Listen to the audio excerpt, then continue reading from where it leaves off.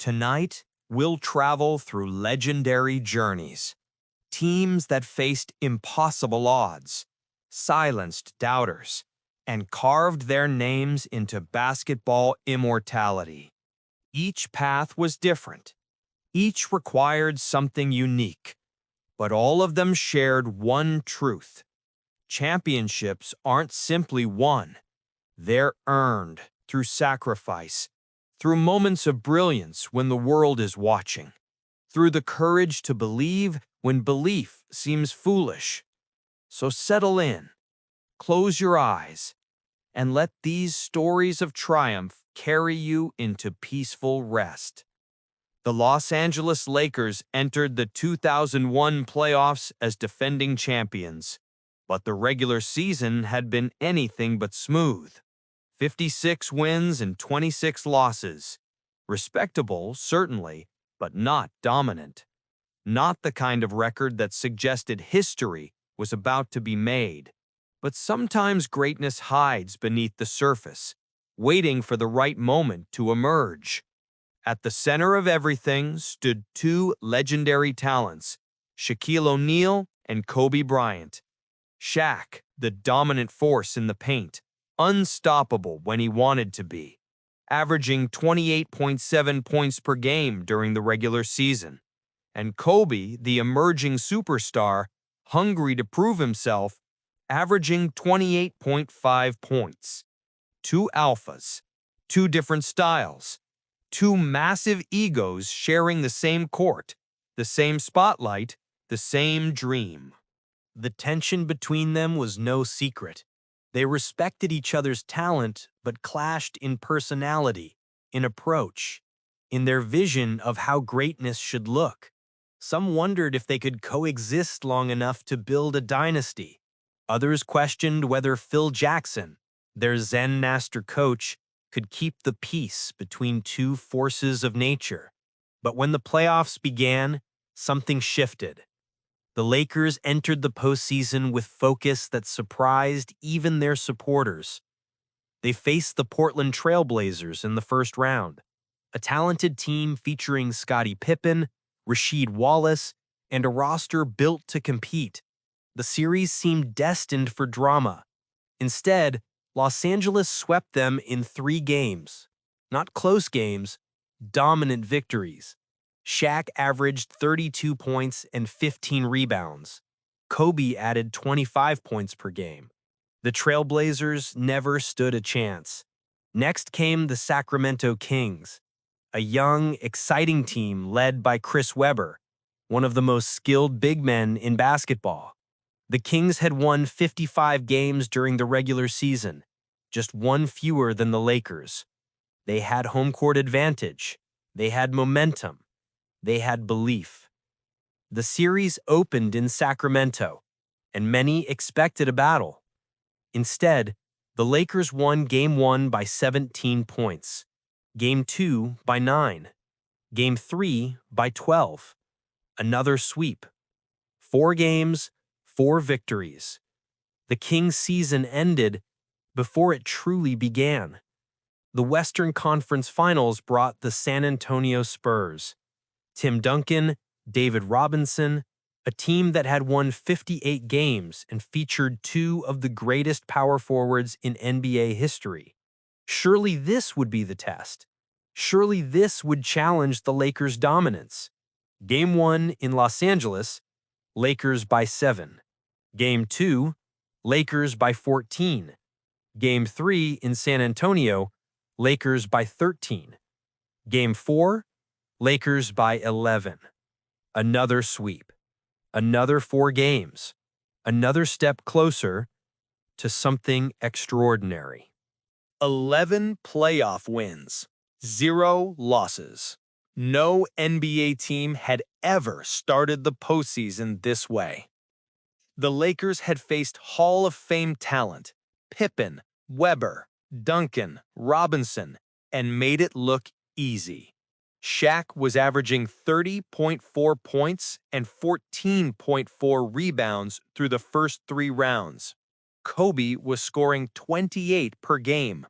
Derek Fisher was hitting 51% of his three-point attempts. Everything was clicking. Everything was working. The machine was perfect. But perfection in basketball rarely lasts forever. The NBA Finals brought the Philadelphia 76ers, led by Allen Iverson, the league's most valuable player, a 6-foot guard with the heart of a giant and a scoring ability that defied physics. The Sixers had won 56 games behind Iverson's 31 points per game, his relentless drives to the basket, his refusal to surrender regardless of size or odds. They were massive underdogs. Nobody gave them a real chance. But Iverson didn't care about odds. Game 1 in Los Angeles. The Staples Center filled with Lakers fans expecting coronation, not competition. Philadelphia's strategy was simple. Give Iverson the ball and let him create. And create he did. 48 points. 48 magnificent, impossible, breathtaking points. He attacked the Lakers' defense like it was personal. Every drive mattered. Every shot carried weight. With 5.6 seconds left in overtime, Iverson hit a step-back jumper over Tyronn Lue, then stepped over Lue's body as he fell. The image became iconic. Iverson standing tall, the Lakers' unbeaten streak broken, Philadelphia winning 107-101. The Lakers' 15-0 dream died that night. But champions respond to adversity. They don't fold. They adapt. Game 2 in Los Angeles. Lakers won 98-89. Shaq had 28 points and 20 rebounds. The series shifted to Philadelphia. Game 3. Lakers won 96-91. Kobe scored 32. Game 4. Lakers won 100-86. Shaq dominated with 34 points. Game 5. Back in Philadelphia, Lakers won 108-96. Shaq finished with 29 points and 13 rebounds. Kobe added 26 points. The championship was theirs. 15 wins, 1 loss. 15-1. The best playoff record in NBA history at that time. A mark that would stand for 16 years. Shaquille O'Neal won his second consecutive Finals Most Valuable Player award, averaging 33 points and 15.8 rebounds in the finals. The Lakers had proven something profound. Even with tension, even with ego, even with internal conflict, two generational talents could unite when it mattered most and create something unforgettable. That 15-1 run wasn't just about dominance. It was about focus, about putting differences aside for something greater, about the quiet understanding that legacy demands sacrifice. Shaq and Kobe would eventually part ways. Their relationship never fully healed. But for those 2 months in the spring of 2001, they showed the basketball world what happens when greatness chooses unity over ego. They swept through the Western Conference like a force of nature, stumbled once against the heart of a champion, then closed the door with authority.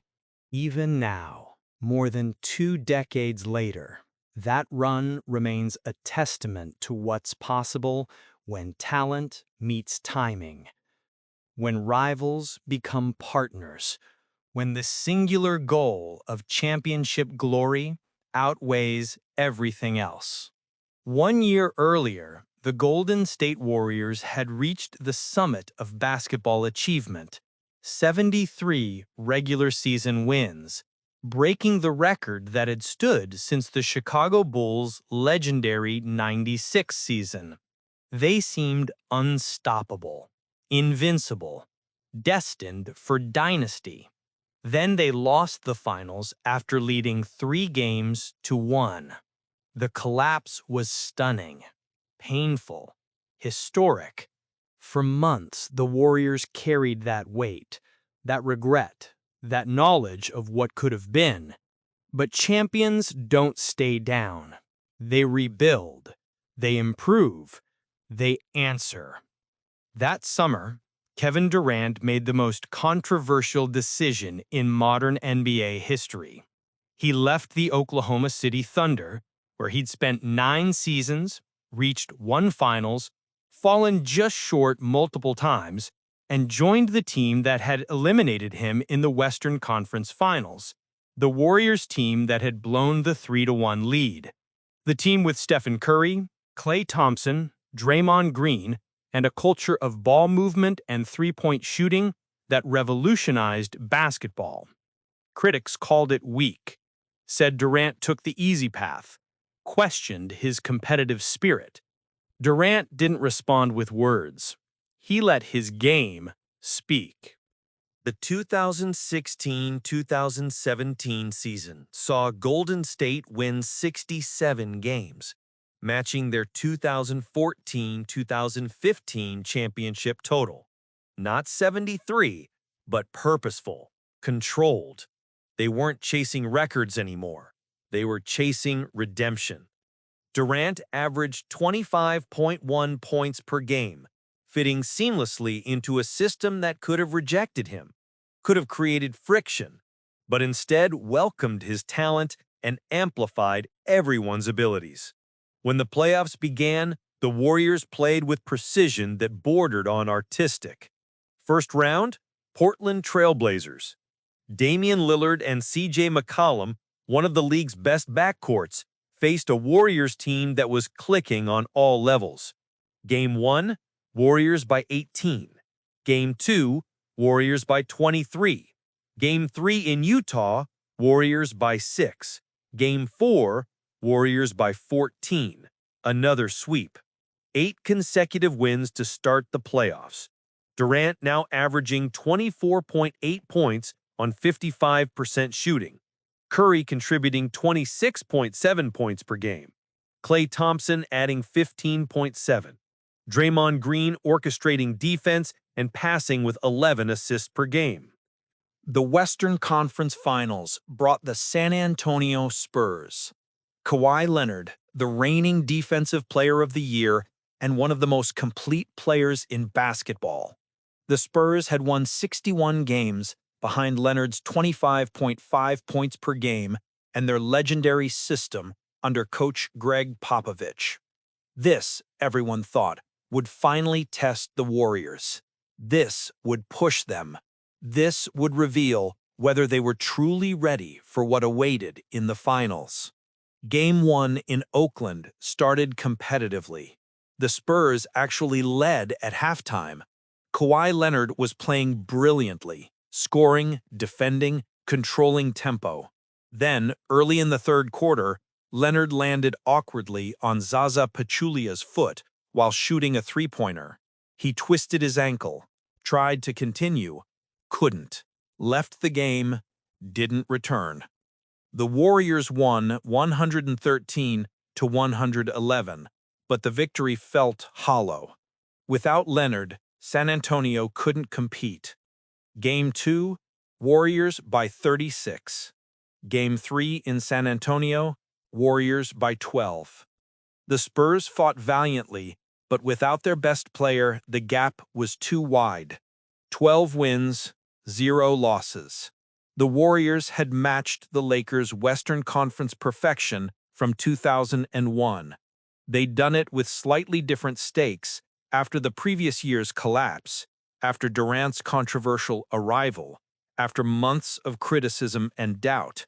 Now they stood on the doorstep of history. The Cleveland Cavaliers awaited. LeBron James awaited. Redemption awaited.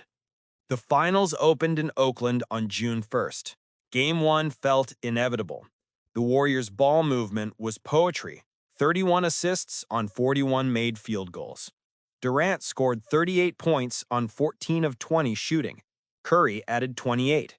Golden State won 113-91. Dominant. Convincing. 13-0. Game 2 still in Oakland.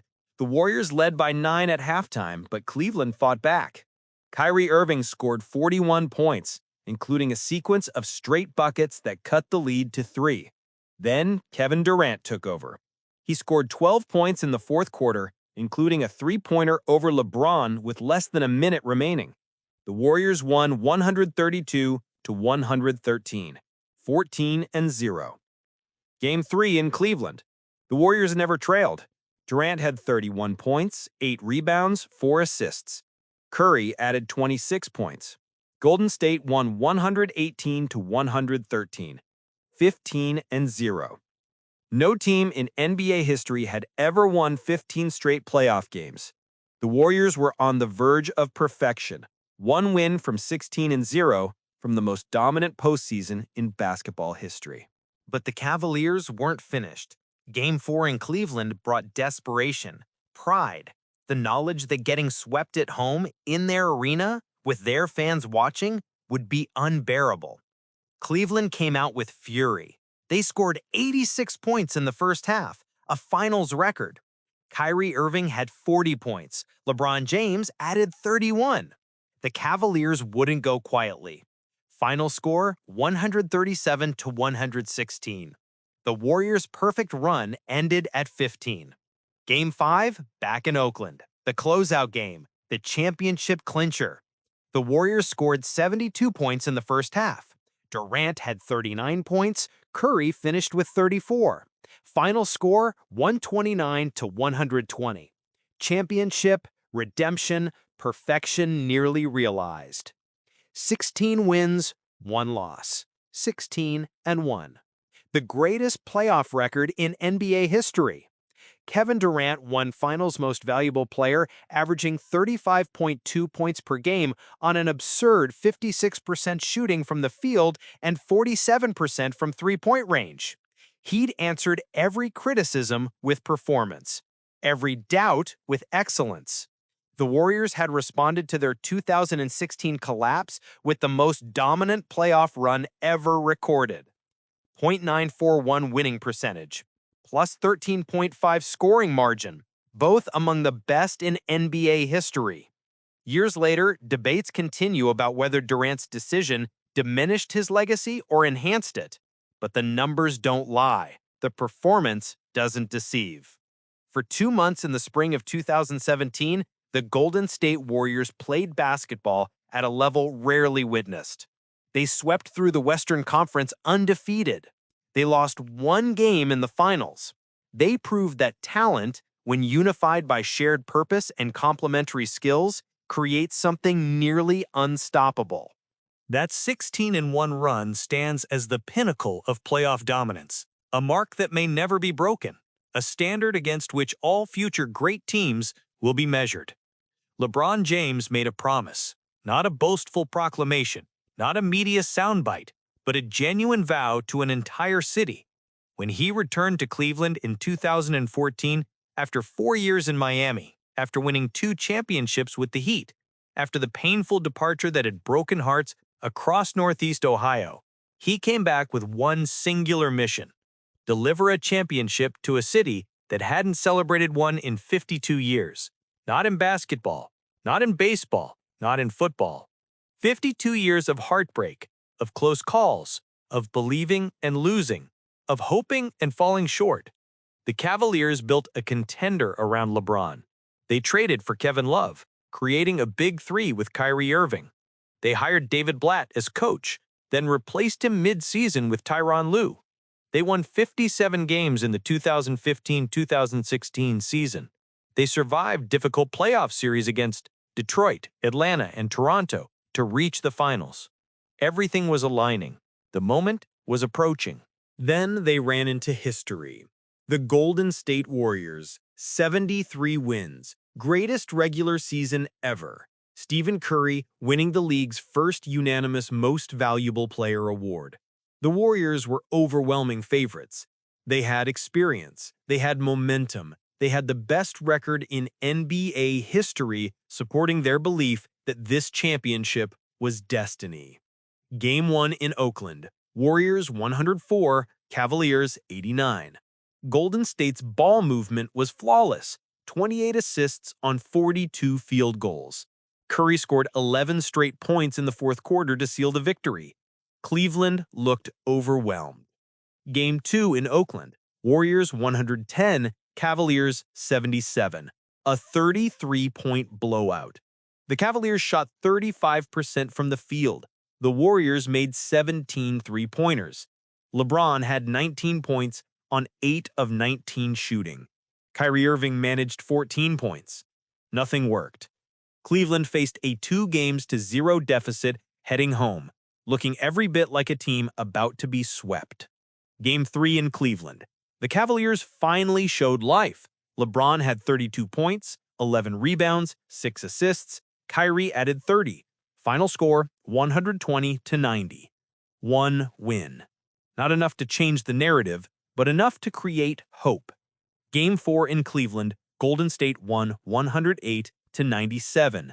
Curry had 38 points, 7 three-pointers. The Warriors led 3-1, one win away from the championship. One victory from cementing their legacy as the greatest team ever assembled.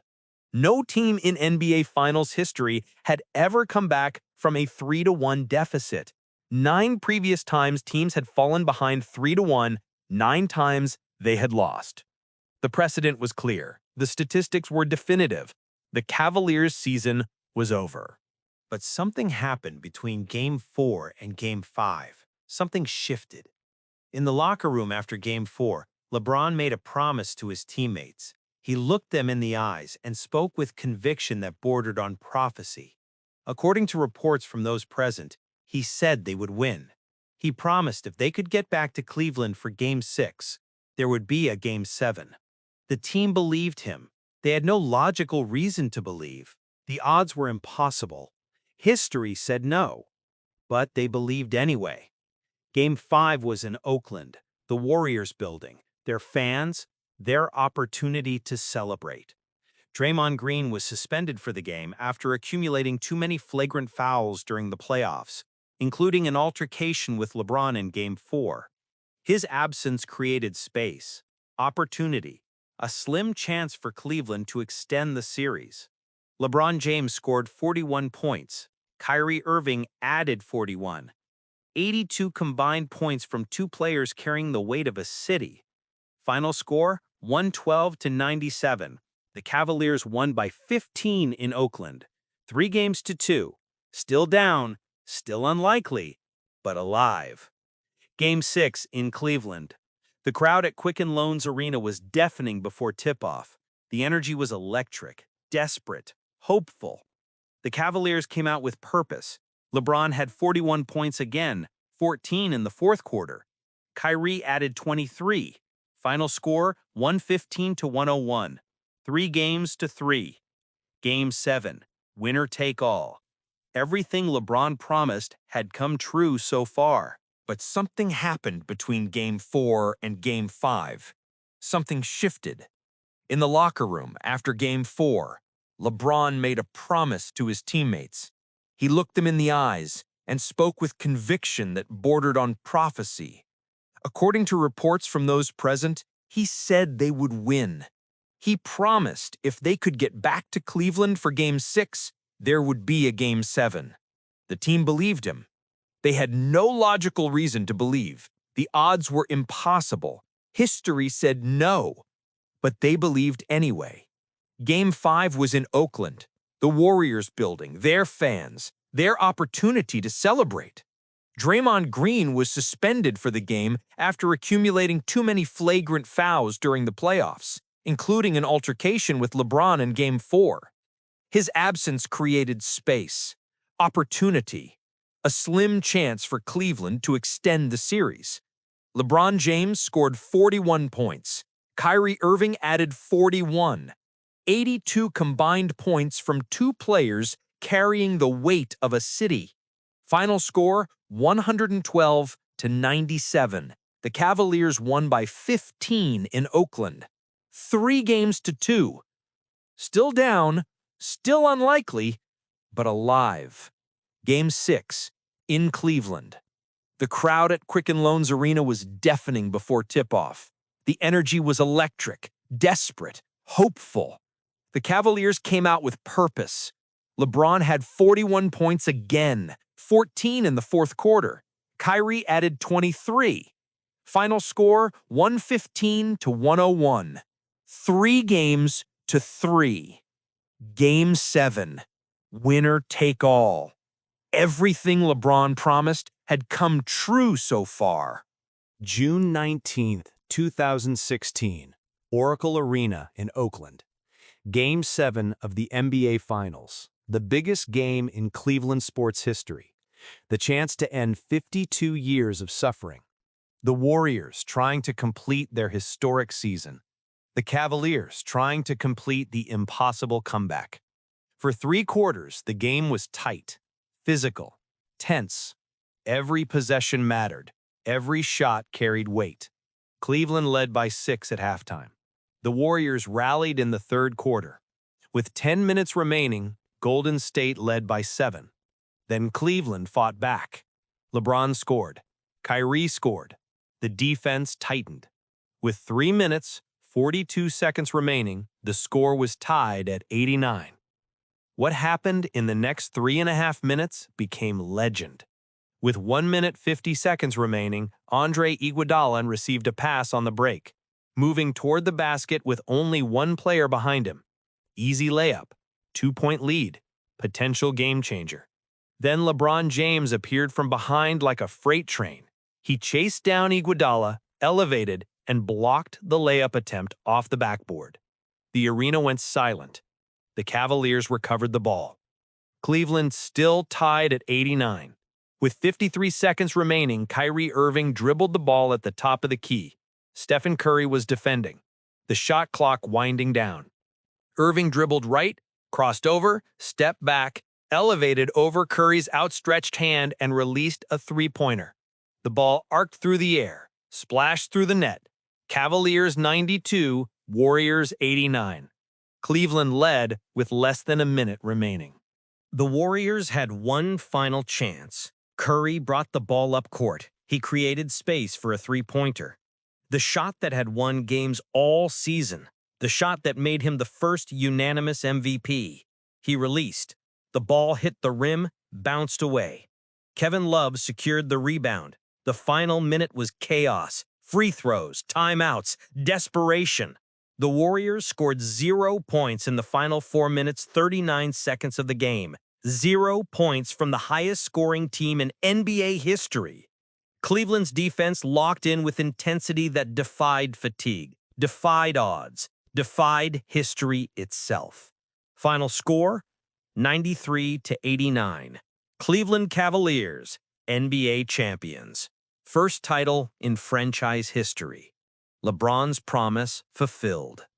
LeBron James finished Game 7 with 27 points, 11 rebounds, 11 assists, 3 blocks, 2 steals. He was the only player in finals history to lead all players in all 5 major statistical categories: points, rebounds, assists, steals, and blocks for an entire series. He averaged 29.7 points, 11.3 rebounds, 8.9 assists in the finals. At age 31, playing 42 to 46 minutes per game, carrying the offensive and defensive load, he willed his team to the impossible. When the final buzzer sounded, LeBron collapsed to the floor, sobbing. 52 years of Cleveland's pain, his own journey from Akron, 25 miles south. The promise made, the promise kept. Tyronn Lue hugged players. Kyrie Irving smiled with tears streaming down his face. The city erupted. 1.3 million people attended the championship parade, the largest gathering in Cleveland history. The 3-1 comeback remains the only one in NBA Finals history. Before 2016, it had never happened. Since 2016, it hasn't happened again. The statistical improbability, the emotional weight, The perfect storm of LeBron's greatness, Kyrie's clutch gene, the Warriors' suspension timing, the home court rallies, the belief when belief seemed foolish. This wasn't just a championship run. It was redemption. It was promise-keeping. It was proof that sometimes, against all odds, against all history, against all logic, belief and effort in heart can overcome impossibility. The 2016 Cavaliers didn't just win a championship. They showed the world that giving up is always premature, that adversity is an opportunity, that the greatest victories come from the deepest valleys.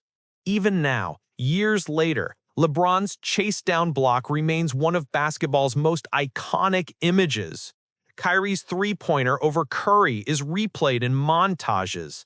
The collapse to the floor in tears reminds us why sports matter, because sometimes they transcend entertainment and become something deeper, something about perseverance, something about hope, something about the human capacity to achieve what seems impossible.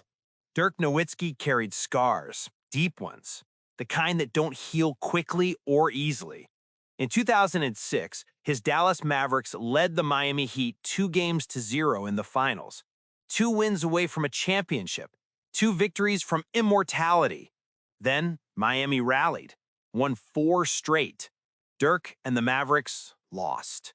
The collapse haunted Dallas, haunted Dirk, raised questions about whether he could be the best player on a championship team, whether his style, perimeter-based, finesse-oriented for a 7-footer, was tough enough for the biggest moments.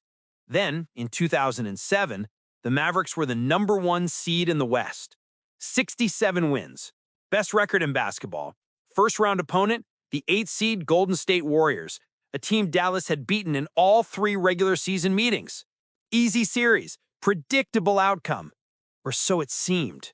The Warriors won Game 1 in Dallas, then Game 2, then the series, 6 games. The greatest upset in NBA playoff history. Dirk averaged 19.7 points on 38% shooting. The criticism intensified. The doubts grew louder. Could Dirk win when it mattered? For 4 years, those questions lingered. Dallas remained competitive, winning 50-plus games, making the playoffs, but never getting past the first or second round. The window seemed to be closing. Dirk was 32 years old in the 2010-2011 season. Jason Kidd, the veteran point guard Dallas had acquired, was 37. Jason Terry was 33. Sean Marion, Tyson Chandler, all experienced, all aging, all running out of time. The regular season brought 57 wins. Respectable, but not overwhelming. The Mavericks were the #3 seed in the Western Conference. Good, not great. Talented, not dominant. Few national pundits picked them to win the championship. Most expected the Lakers to repeat, or the young Thunder to break through, or Miami's new super team to dominate. But Dallas wasn't playing for predictions. They were playing for redemption. First round, Portland Trail Blazers. The series went 6 games, harder than expected, tougher than hoped. Brandon Roy, despite injuries, still had moments of brilliance. LaMarcus Aldridge was emerging as a star, but Dallas closed it out. Dirk averaged 27.7 points. The Mavericks advanced, battle-tested, and focused. Second round, Los Angeles Lakers, the 2-time defending champions, Kobe Bryant, Pau Gasol, the team that had beaten Dallas in the playoffs the year before. The series that would define whether this Dallas team was different from previous versions. Game 1, Lakers won. Dallas faced an immediate deficit. Then something shifted. Game 2, Dallas won by 11, with Dirk scoring 10 straight points late. Game 3 in Dallas, Mavericks by 4. Game 4, Mavericks by 8. Dirk had 40 points in that game, dominating Pau Gasol, attacking the rim, hitting fadeaways, showing toughness nobody knew he possessed. The Lakers looked old, tired, outmatched. Dallas won the series 4-0. They swept the 2-time defending champions. The basketball world took notice. Western Conference Finals, Oklahoma City Thunder, Kevin Durant, Russell Westbrook, James Harden, the young athletic core that represented the NBA's future. The Thunder had won 55 games. They were hungry, confident, explosive. Game 1 in Dallas, the Thunder won 121 to 112. Durant had 40 points, but Dirk responded with 48. Despite the loss, Dallas showed they wouldn't be intimidated. Game 2, Mavericks won by 15. Dirk had 29. Game 3 in Oklahoma City, Thunder won by 5. Then Dallas took control. Game 4, Mavericks won 96 to 95 in overtime. Dirk had 40 points, including clutch free throws in overtime. Game 5 in Dallas, Mavericks won 112 to 105. Series over, 4 games to 1. The old veterans had outlasted the young guns. Dallas was going to the finals again. 5 years after the 2006 collapse. 5 years of waiting, working, believing. The opponent? Miami Heat. But not the same Miami team from 2006. This was the new Miami Super Team. LeBron James, Dwayne Wade, Chris Bosh. The trio that had formed in the summer of 2010 with the explicit goal of winning multiple championships. They'd reached the finals in their first season together. They were heavy favorites. Most experts predicted Miami would win in 5 or 6 games. LeBron, Wade, and Bosh had combined for nearly 70 points per game during the regular season. Miami had won 58 games. They had athleticism, defense, star power. They had everything. Dallas had aging veterans, one superstar, and years of playoff heartbreak. On paper, it wasn't close. Game 1 in Miami, the Heat won 92 to 84. Dallas shot 37% from the field. Dirk had 27 points but struggled with efficiency. Miami's pressure defense disrupted everything. The national narrative solidified. Miami would win easily. But Dallas didn't panic. They'd been counted out before. Game 2 in Miami became a turning point. Dallas trailed by 15 points with 7 minutes remaining in the fourth quarter. The series seemed headed to 0-2. The Mavericks season on life support. Then Jason Terry scored 6 straight points. Dirk hit a jumper. The defense tightened. With less than 30 seconds remaining and Dallas trailing by 2, Dirk drove baseline and hit a layup to tie. Miami had one final possession. Dwayne Wade missed the jumper. Overtime. In the extra period, Dirk scored 6 points. Dallas won 95 to 93. The series was tied. The momentum had shifted. Game 3 in Dallas. Miami won 88 to 86 on a Chris Bosh jumper with 0.4 seconds remaining. Painful loss. Heart-wrenching. Dallas led most of the game. But the Heat's talent won out. 2 games to 1, Miami. Still in control. Game 4 in Dallas became legendary. Before the game, Dirk felt sick. Fever of 101 degrees.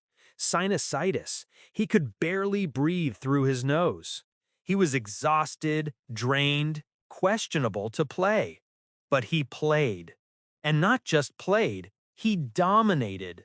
21 points on 8 of 19 shooting. Nothing spectacular statistically. But in the fourth quarter, with Dallas trailing, Dirk took over. He hit a jumper, then another. With less than a minute remaining and Dallas down by 2, Dirk drove left-handed past Chris Bosh and hit a finger-roll layup to tie. On the next possession, after a Miami miss, Dirk received the ball with 11 seconds left. He dribbled toward the baseline, elevated, released his signature one-legged fadeaway over Bosh. The ball dropped through. Dallas led 86 to 83 with 14.6 seconds remaining. Miami missed their final shot, Dallas won. The Fever Game. Comparisons to Michael Jordan's flu game from the 1997 finals against Utah. Dirk playing through illness, through exhaustion, through pain, and delivering in the clutch. The series was tied 2-2. Dallas had home court advantage back. The impossible comeback was becoming reality. Game 5 in Dallas, the Mavericks exploded. 112-103 final score. Dirk had 29 points. Jason Terry had 17. Miami's big three looked frustrated, uncertain. Dallas led 3-2, 1 win away. Game 6 in Miami, the closeout game, the championship clincher, the redemption moment. Dallas led by 10 late in the third quarter. Miami rallied in the fourth, cutting the lead to 2 with under 4 minutes remaining. Then, Dirk hit a three-pointer, rare for him, but clutch. Jason Terry followed with 7 consecutive points. The Heat couldn't respond. Final score, 105-95. Dallas Mavericks, NBA champions. Dirk Nowitzki Finals MVP. 26 points, 9.7 rebounds per game in the series. Not overwhelming numbers, but timely. Clutch. When the game mattered most, he delivered. Jason Terry averaged 18 points per game, including 27 in the Game 6 clincher. Tyson Chandler anchored the defense. Jason Kidd orchestrated the offense with wisdom only age provides. Shawn Marion defended LeBron James with toughness and intelligence. But the story was bigger than statistics. This was about redemption, about an aging superstar proving critics wrong, about a team that refused to accept that their window had closed, about veterans showing that experience, chemistry, and heart can defeat pure talent. The Mavericks used unconventional lineups, sometimes playing J.J. Barea, who stood just 5'10" in crucial moments because his quickness and unpredictability confused Miami's defense. They played zone defense when everyone said zone didn't work in the modern NBA. They trusted each other when trust seemed foolish. LeBron James struggled in that series. 17.8 points per game on 47% shooting. He faced intense criticism afterward. Some blamed the pressure. Some questioned his clutch gene. The narrative was harsh, perhaps unfair. But sports measure results, and the results showed Miami's Big Three losing to one aging star and a collection of veterans who believed more strongly in their mission than Miami believed in their talent. For Dirk Nowitzki, the championship erased all doubts. The soft European who couldn't win became the champion who willed his team to victory. The heartbreak of 2006 became distant memory, replaced by the joy of 2011. The questions about toughness, about leadership, about clutch performance, all answered with one remarkable playoff run. Even now, over a decade later, that 2011 championship remains one of the most satisfying underdog stories in NBA history. Not because Dallas was a terrible team, but because they were counted out, expected to lose, told their time had passed, and they responded not with words, but with 16 playoff wins against teams that, on paper, were better, younger, more talented. They showed the championships aren't always won by the most gifted. Sometimes they're won by the most determined. The Houston Rockets entered the 1995 playoffs with the lowest expectations any defending champion had ever faced. 47 wins, 35 losses. A sub-500 record late in the season. The 6th seed in the Western Conference. They'd won the championship the previous year behind Akeem Olajuwon's brilliance. But the 1994-1995 season had been turbulent. Injuries, roster changes, questions about whether they could defend their title. Then, on February 14th, Valentine's Day, the Rockets made a move that changed everything. They traded with the Portland Trail Blazers for Clyde Drexler, Hakeem's former teammate from the University of Houston's Phi Slamma Jama teams in the early 1980s. Clyde the Glide, a perennial all-star, one of the greatest shooting guards in basketball, reunited with his college running mate. The chemistry was immediate. The hope was renewed. But 47 wins as a 6th seed? Nobody expected what came next. The 1995 playoffs presented the most difficult path any champion had ever faced. Every opponent Houston would face had won at least 57 regular season games. The Utah Jazz, 60 wins. The Phoenix Suns, 59 wins. The San Antonio Spurs, 62 wins. And if Houston could somehow navigate that gauntlet, the Orlando Magic awaited in the finals, with 57 wins and a young Shaquille O'Neal in his prime. This wasn't just a difficult road. This was historically unprecedented. No 6th seed had ever won a championship. Most barely made it past the first round. First round, Utah Jazz. Karl Malone, the league's most valuable player. John Stockton, the greatest pure point guard of his generation. 60 wins during the regular season. Home court advantage. Confidence. Game 1 in Utah, the Jazz won 102-100. Houston trailed in the series. Game 2 in Utah, Rockets rallied, winning 104-94. Hakeem had 41 points. Series tied. Game 3 in Houston, Jazz won 108-92. Houston down 2-1. Then the Rockets found themselves. Game 4, Houston 103, Utah 97. Hakeem with 35. Series tied 2-2. Game 5 in Utah, Houston 94, Utah 83. Hakeem with 33 points and 10 rebounds. The 6th seed had eliminated the 3 seed. The impossible journey had begun. Second round, Phoenix Suns. Charles Barkley, one of the most dominant forwards in basketball. Kevin Johnson orchestrating the offense. Dan Marley providing three-point shooting. 59 wins. A team built to contend. Game 1 in Phoenix. Suns won 103-91. Game 2. Suns won 118-108.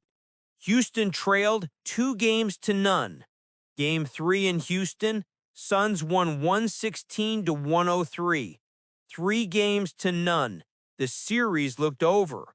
No team in NBA history had ever come back from a 3-1 deficit in a best-of-7 playoff series, and only a handful had even forced to Game 7. Houston was one loss from elimination, one defeat from their season ending. But champions don't surrender. They adapt. They believe. Game 4 in Houston. Rockets won 114-104. Hakeem had 40 points.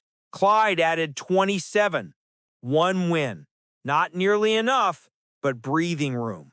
Game 5 in Phoenix. This was the game that defined Houston's season.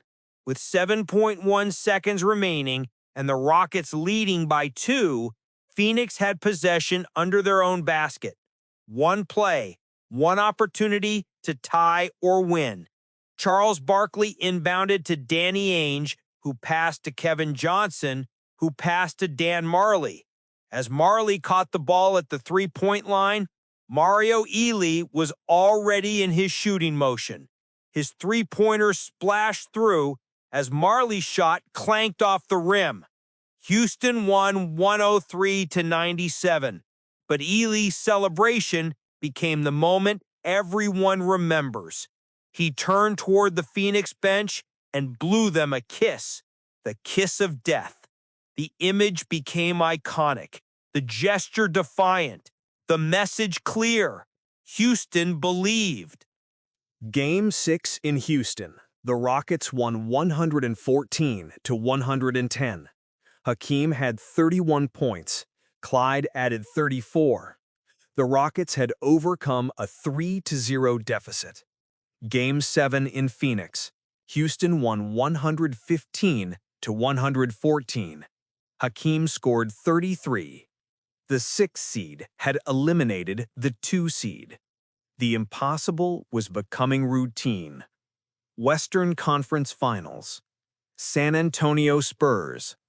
David Robinson, the league's scoring champion with 27.6 points per game. The Admiral, one of the most athletic and skilled centers in basketball. Sean Elliott providing scoring. Avery Johnson running the offense. 62 wins, the most in the Western Conference. This series was supposed to showcase the future of basketball. Robinson versus Olajuwon.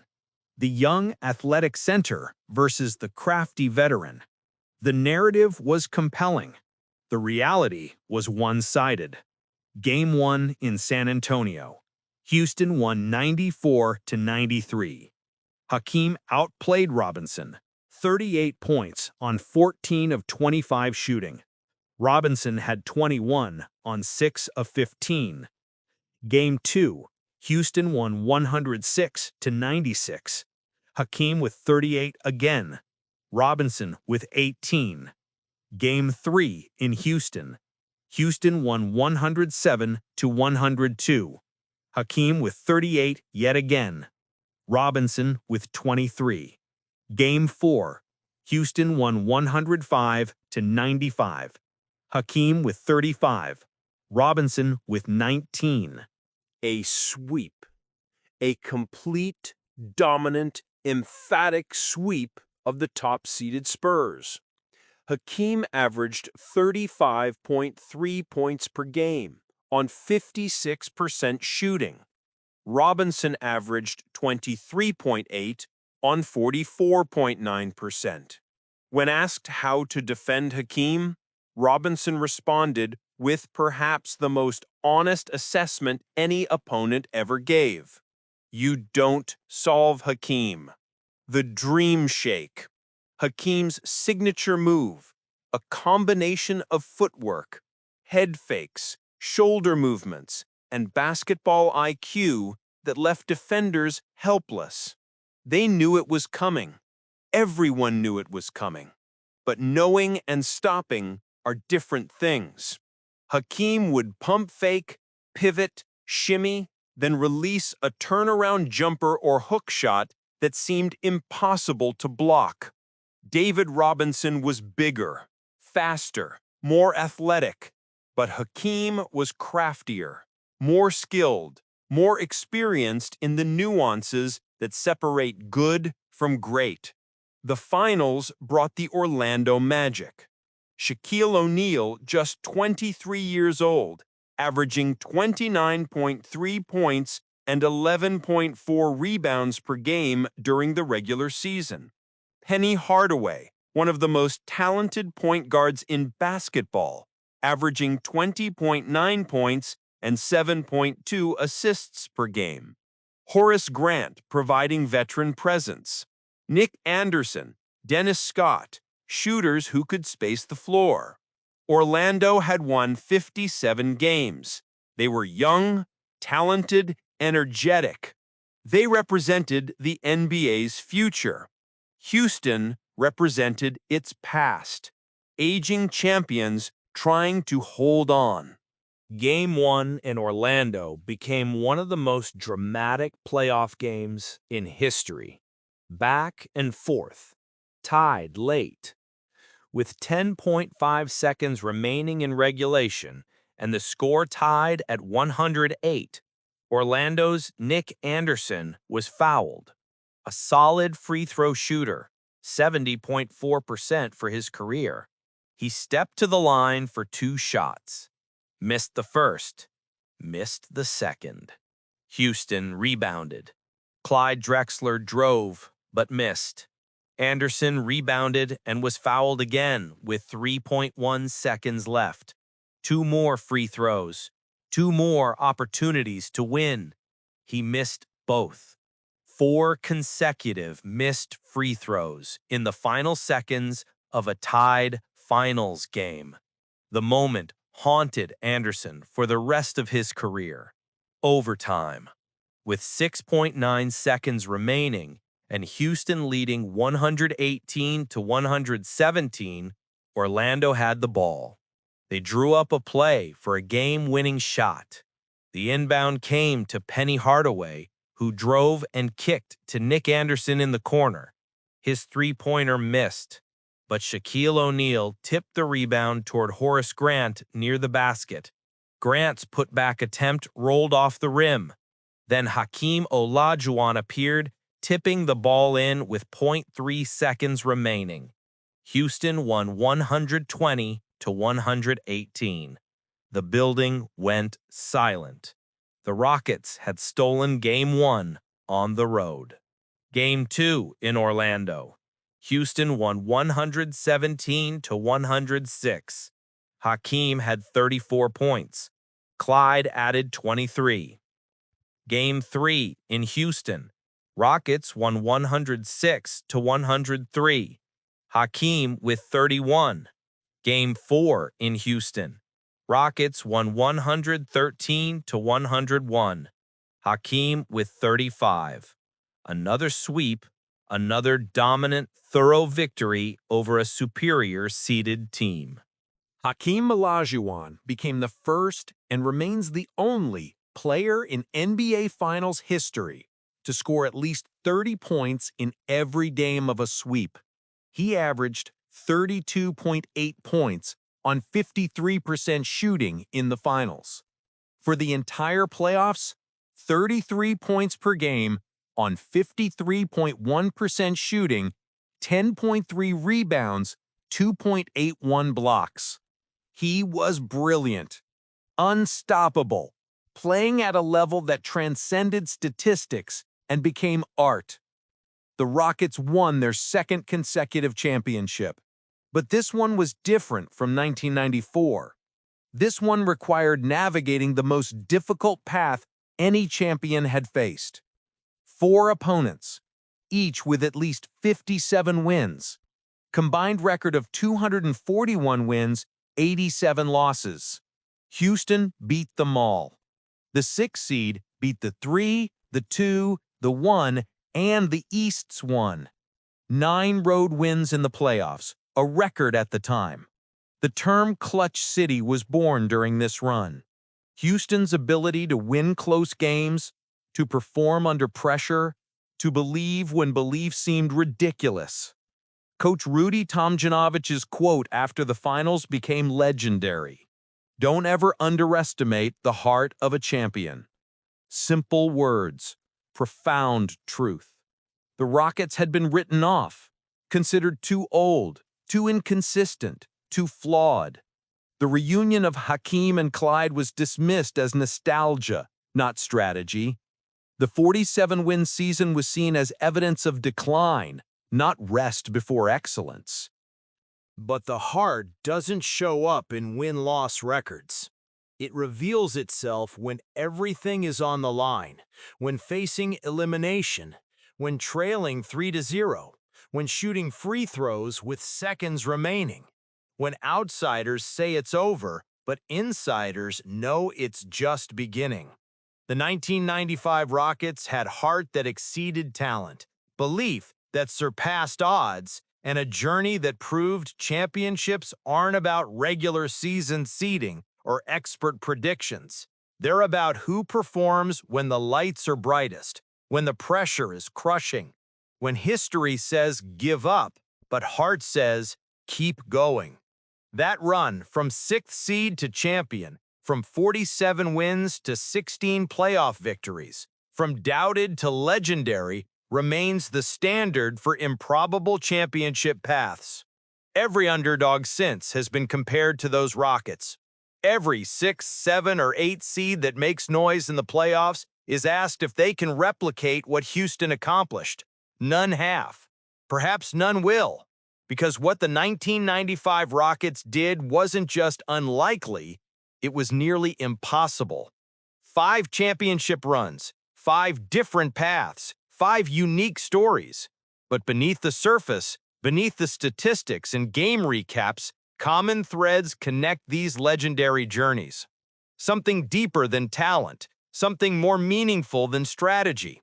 These runs endure not because of what happened, but because of what they revealed about perseverance, about belief, about the nature of excellence under pressure. The 2001 Lakers showed unity. Shaquille O'Neal and Kobe Bryant, 2 massive personalities, 2 different visions of leadership, 2 alphas occupying the same space, put their differences aside when it mattered most.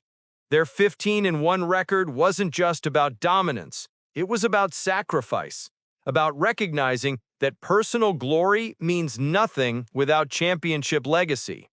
They swept through the Western Conference, faced Hall of Fame talent at every turn, and made it look effortless.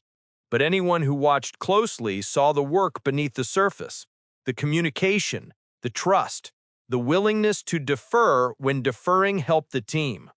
Phil Jackson orchestrated the piece, but Shaq and Kobe chose to honor it. They proved that even combustible partnerships can create beauty when unified by singular purpose. The 2017 Warriors demonstrated response. 1 year after the most painful loss in modern NBA history, blowing a 3-1 finals lead after setting the regular season wins record, they added Kevin Durant and came back with the most dominant playoff run ever recorded. 16 wins, 1 loss. That wasn't just talent. It was determination to erase shame, to prove that the previous year's failure was aberration, not identity. Some fans believe Durant's decision diminished the achievement, but the Warriors didn't control perception. They controlled performance, and their performance was historically perfect. They answered criticism with excellence. They responded to heartbreak with dominance. They showed that champions aren't defined by failure, but by how they respond to it. The 2016 Cavaliers embodied belief, down 3-1 against the greatest regular season team ever assembled. No team had ever overcome that deficit in the finals. History said quit. Logic said surrender. But LeBron James promised his teammates they would win. He didn't hope. He didn't wish. He promised. And then he delivered. With the chase-down block, with 41 points in back-to-back games, with leading all players in all 5 major statistical categories. Kyrie Irving hit the most clutch shot in finals history. Kevin Love defended Stephen Curry on the final possession. The role players contributed when needed, but the foundation was belief. Belief that the impossible was merely improbable. Belief that 3-1 wasn't over. Belief that 52 years of Cleveland heartbreak could end with 16 playoff wins. The 2011 Mavericks proved patience. Dirk Nowitzki had waited 5 years since the 2006 collapse. 5 years of questions about toughness, about clutch performance, about whether a European 7-footer could be the best player on a champion. The aging roster, Dirk, Jason Kidd, Jason Terry, all past 30, was supposed to be too old. The window was supposed to be closed, but they trusted each other, trusted their experience, trusted that opportunity favors preparation. When Miami's Big Three stood in their way, heavily favored, young, and talented, the Mavericks didn't flinch.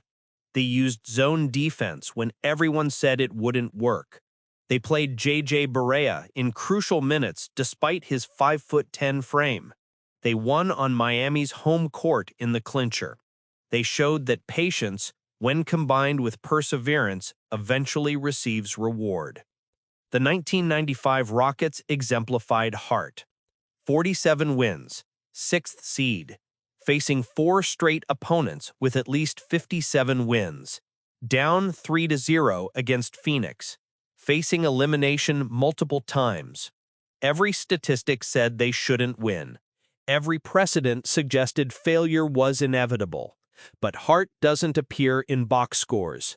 It reveals itself in Mario Elie kiss of death three-pointer, in Hakeem Olajuwon dominating David Robinson despite being older and less athletic, in Nick Anderson's 4 missed free throws creating opportunity instead of defeat, in Clyde Drexler reuniting with Hakeem and finding chemistry immediately.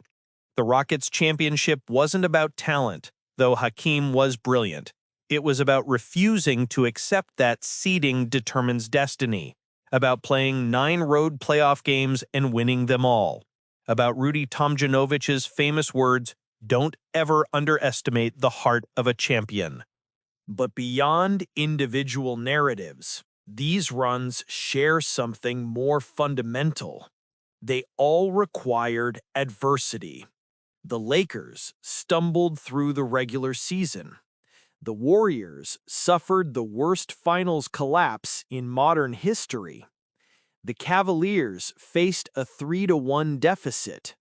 The Mavericks carried 5 years of heartbreak.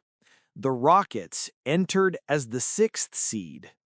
None of these journeys were easy. None were predicted. All required overcoming obstacles that would have stopped lesser teams. They all featured clutch moments that transcended basketball.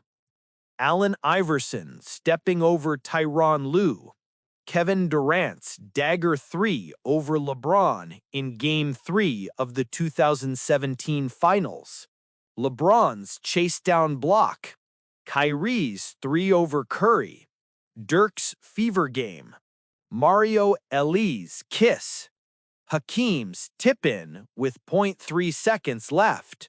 These weren't just plays. They were statements, declarations that this team, in this moment, would not be denied. They all required supporting casts to step up. Derek Fisher shooting 51% from 3 in the Lakers run. Andre Iguodala scoring 20 in a crucial Game 5 for the Warriors.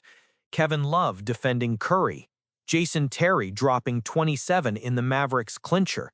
Kenny Smith hitting 7 threes in the Rockets' overtime Game 1. Championships aren't won by one player. They're won by teams that find contributions from unexpected places at critical times. They all featured masterful coaching. Phil Jackson managing egos and maximizing talent. Steve Kerr integrating Kevin Durant seamlessly. Tyronn Lue making offensive adjustments that created space for LeBron and Kyrie. Rick Carlisle confusing Miami with unconventional lineups and schemes. Rudy Tomjanovich trusting Hakeem and Clyde's chemistry. Coaches don't score points, but they create environments where greatness can flourish. They all faced Hall of Fame opposition. The Lakers beat Tim Duncan, David Robinson, Allen Iverson. The Warriors swept Kawhi Leonard's Spurs and beat LeBron's Cavaliers. The Cavaliers overcame the 73-win Warriors with Curry, Thompson, and Green. The Mavericks defeated LeBron, Wade, and Bosh. The Rockets beat Karl Malone, John Stockton, Charles Barkley, David Robinson, and Shaquille O'Neal. Elite competition makes championships meaningful. These teams didn't win against weak opponents. They won against the best basketball players in the world. And they all required mental fortitude that statistics cannot measure. Playing through exhaustion, through injury, through criticism, through doubt. LeBron averaged over 42 minutes per game in multiple final series. Dirk played with a fever. Hakeem faced constant double teams. Shaq dealt with free throw struggles but dominated anyway.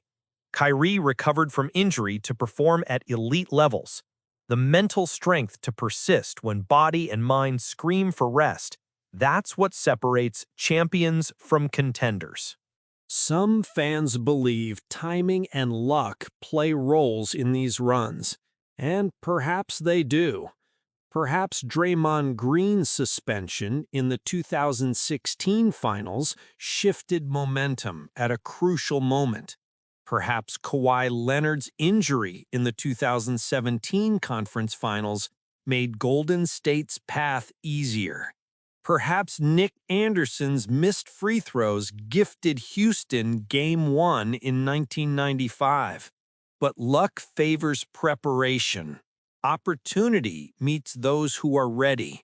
These teams didn't create every break, but they capitalized on every opportunity. The legacy of these runs extends beyond the seasons in which they occurred. They changed narratives. Dirk Nowitzki went from soft European to champion. LeBron James fulfilled his promise to Cleveland. Hakeem Olajuwon cemented his status among the greatest centers ever. Shaq and Kobe proved they could coexist and dominate. The Warriors showed that losing can fuel excellence. These stories outlive the players who created them. They inspire future generations. They set standards against which all subsequent runs are measured. Every team that enters the playoffs dreams of a run that transcends, that becomes legendary, that gets discussed decades later with reverence and awe. Most fall short. Most face elimination and go home. But these 5 teams, separated by years, by styles, by paths, all found ways to overcome adversity, perform in clutch moments, believe when belief seemed foolish, and etch their names permanently in basketball history. That's what makes championship runs legendary. Not just winning, but how you win. Not just the destination, but the journey. Not just the talent, but the heart. Not just the glory, but the growth. These 5 runs remind us that excellence requires more than ability. It demands perseverance, belief, unity, patience, and heart. It asks athletes to become more than they were, to reach depths they didn't know existed, to perform when performing seems impossible. And that's why we remember, why we retell these stories, why we watch the highlights and read the recaps and feel the emotions even years later. Because these weren't just basketball games. They were human stories about overcoming, about achieving, about proving that greatness is possible when every element, talent, timing, belief, effort, aligns perfectly. Championships are team achievements, but they often rest on the shoulders of individual brilliance. Behind every legendary run stands at least one player performing at levels that defy normal expectations. Players who elevate when stakes are highest, who find extra gear when momentum shifts, who carry weight that would crush most athletes. The 5 championship runs we've explored all featured such performances, individual excellence that transcended statistics and became art. LeBron James, in 2016, produced what many consider the greatest finals performance in NBA history. 29.7 points per game, 11.3 rebounds, 8.9 assists. But those numbers barely captured the full picture. He became the only player in finals history, before or since, to lead all players in all 5 major statistical categories: points, rebounds, assists, steals, and blocks. Not just lead his team, lead everyone, every player on both sides. That requires not just scoring ability, but rebounding tenacity, defensive awareness, playmaking vision, and endurance that seems superhuman.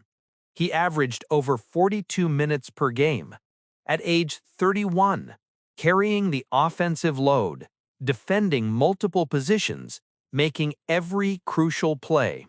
The chase-down block in Game 7 required him to sprint full court at a speed that seemed impossible in the fourth quarter of a Game 7 after playing the entire series at maximum intensity. His 41 points in both Game 5 and Game 6 showed consistency under pressure that separates legends from stars. He promised Cleveland a championship, then delivered through sheer force of will and comprehensive brilliance. Hakeem Olajuwon, in 1995, displayed perhaps the most complete playoff performance ever recorded by a center. 33 points per game on 53.1% shooting across 22 playoff games. But efficiency and volume only tell part of the story.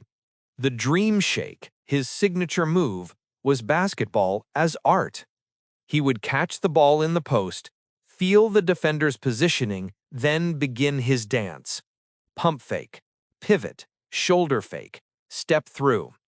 Defenders knew it was coming. Everyone in the arena knew it was coming. But knowing and stopping are entirely different. David Robinson, younger and more athletic, couldn't solve it. Shaquille O'Neal, bigger and stronger, couldn't defend it. The move combined footwork learned from soccer in his youth, post skills learned from Moses Malone, and basketball IQ that made every decision optimal.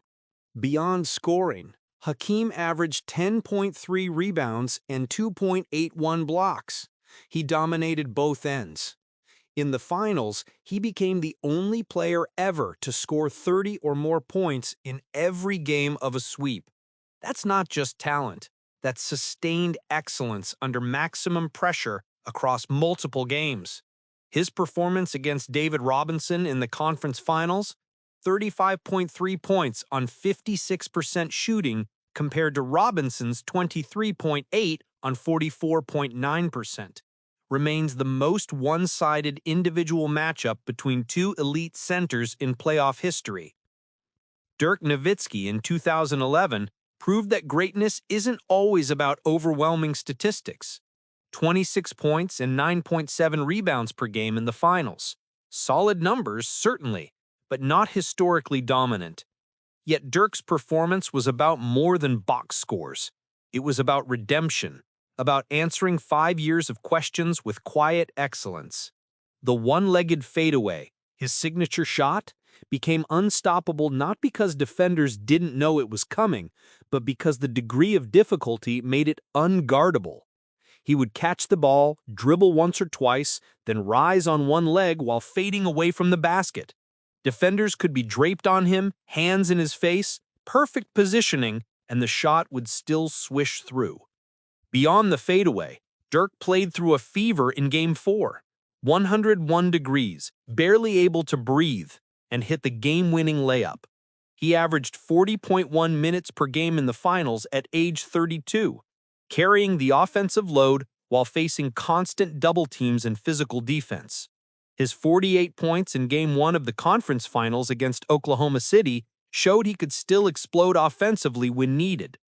But the lasting image is Dirk at the free throw line in crucial moments, knocking down shots with the game hanging in balance, proving that clutch performance defines greatness more than regular season statistics ever could. Shaquille O'Neal in 2001 was a physical force unlike anything basketball had seen. 33 points and 15.8 rebounds per game in the finals. Those numbers reflect dominance, but they don't capture the sheer intimidation. Shaq, at 325 pounds, 7'1", moving with surprising quickness, overpowering any defender who tried to stop him. Teams would send 2, sometimes 3 players to defend him in the post. He would score anyway. or he'd kick out to open shooters when the defense collapsed. His presence warped entire defensive schemes. Opponents had to choose, let Shaq dominate or leave Kobe, Derek Fisher, and others open. Throughout the playoffs, Shaq averaged 30.4 points and 14.4 rebounds. He shot 55.4% from the field despite constant fouling and double teams. His only weakness, free throws at just 51.3%, became irrelevant because he was so dominant that even making half his free throws and getting intentionally fouled couldn't slow him down. The Lakers' 15-1 run happened because Shaq was unguardable, unstoppable, a force of nature in human form.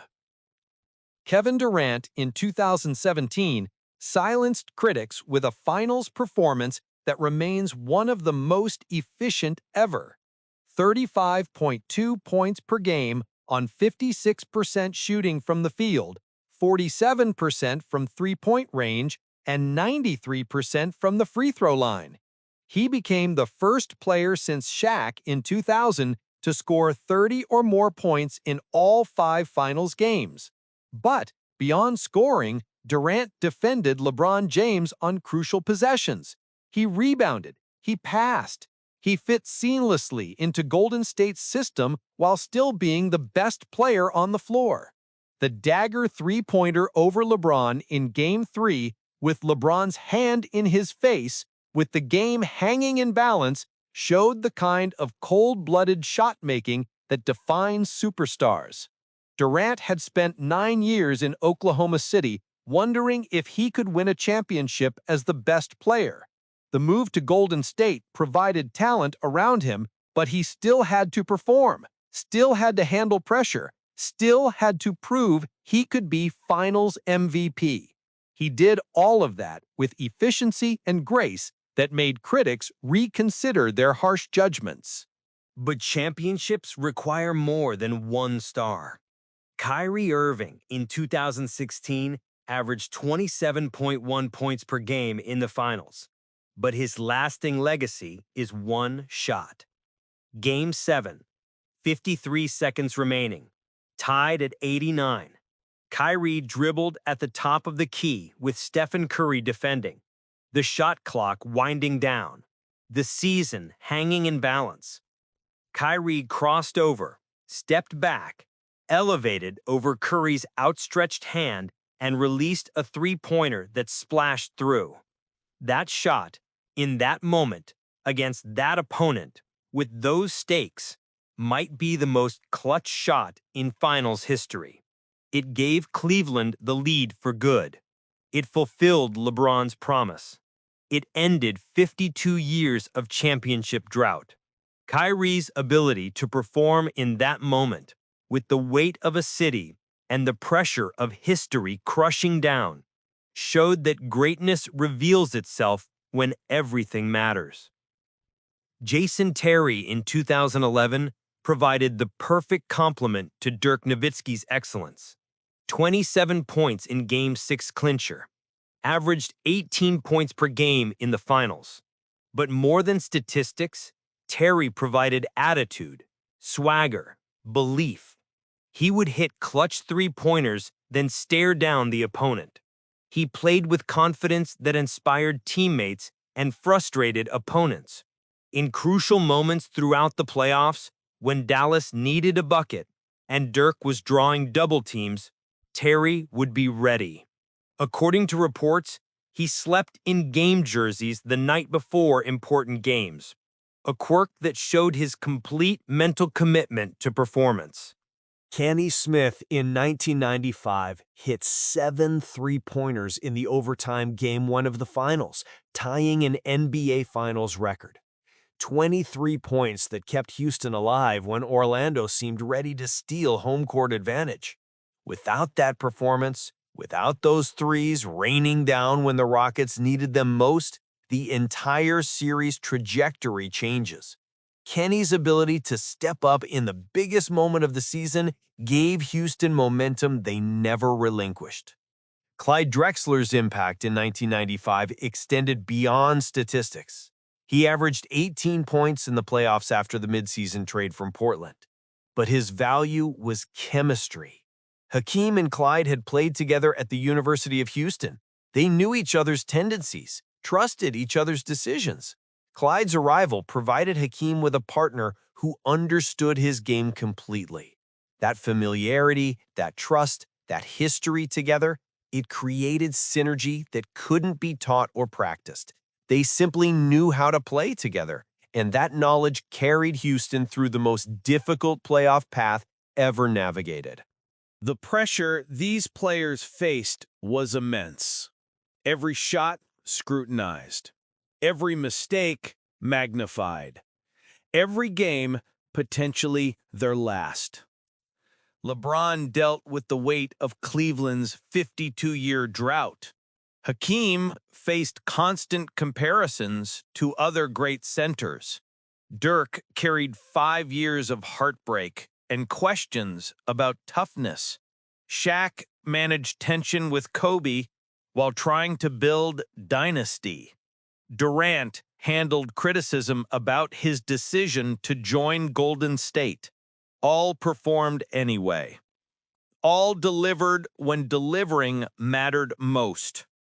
All found ways to elevate their games precisely when elevation seemed impossible. Individual brilliance in championship runs isn't just about ability, it's about timing, about rising when stakes are highest, about carrying weight that would crush most athletes, about performing under pressure that would paralyze normal humans. These players, LeBron, Hakeem, Dirk, Shaq, Durant, Kyrie, Jason Terry, Kenny Smith, Clyde Drexler, all showed that greatness isn't what you do in easy moments, it's what you do when everything is on the line, when exhaustion is overwhelming, when doubt whispers that you can't, and you do anyway. The balance between individual brilliance and team basketball defines championship runs. Stars must dominate, but not at the expense of team unity. They must score, but also elevate teammates. They must lead, but also listen. These players mastered that balance. They were brilliant individually while making everyone around them better. That's the true mark of championship-caliber performance. Excellence that enhances rather than overshadows team success. 20 years from now, when people discuss these championship runs, they won't just remember the wins and losses. They'll remember what these teams taught us about perseverance, about belief, about the nature of excellence under pressure. Every legendary run contains lessons, not just for basketball players, but for anyone facing impossible odds, overwhelming adversity, or challenges that seem insurmountable. Overcoming adversity defines championship journeys. Every team we've explored faced significant obstacles. The Lakers struggled through the regular season with just 56 wins, hardly dominant for a defending champion. Internal tension between Shaq and Kobe could have destroyed team chemistry. Instead, they channeled conflict into competitive fire.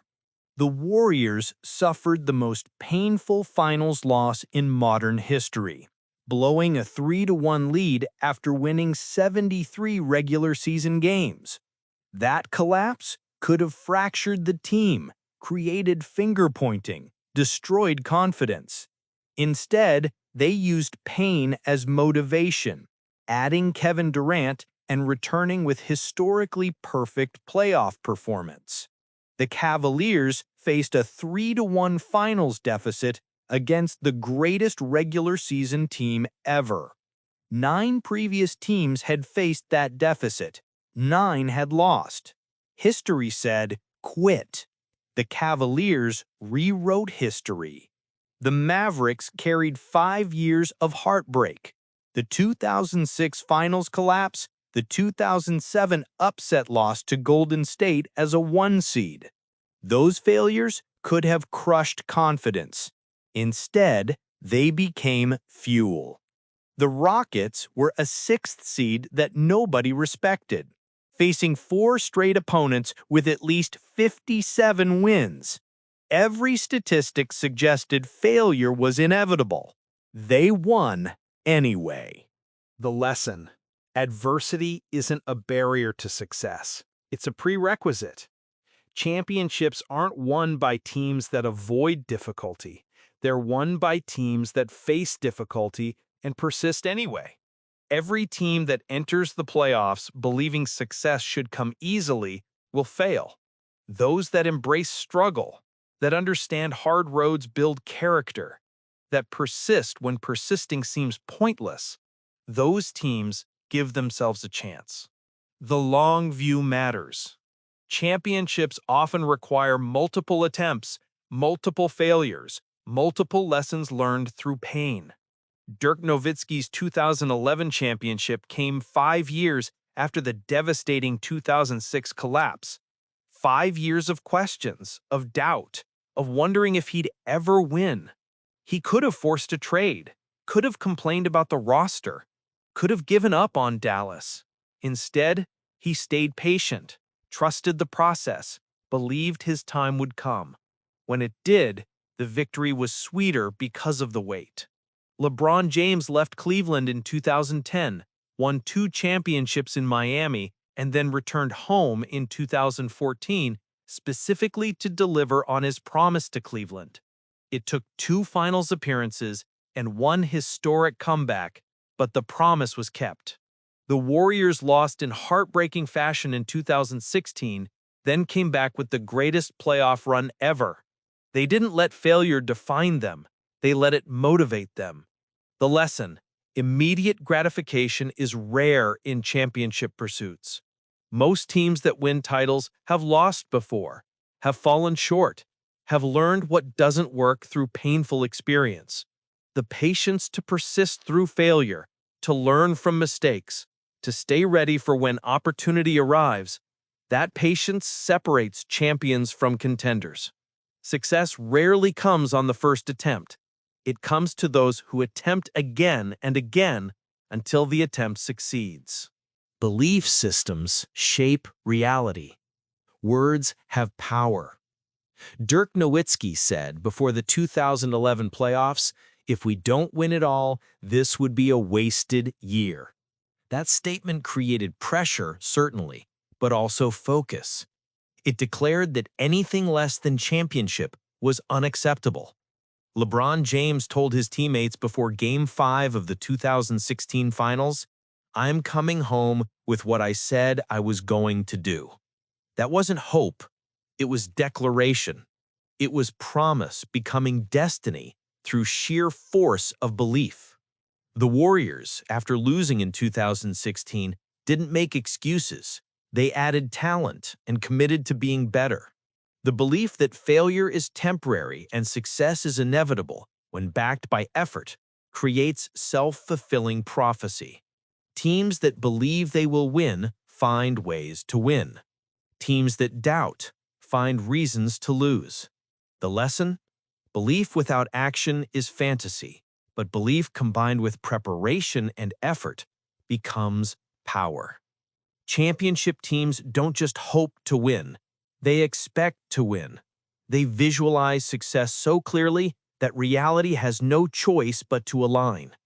They speak championship into existence through words backed by work, by sacrifice, by refusal to accept anything less than excellence.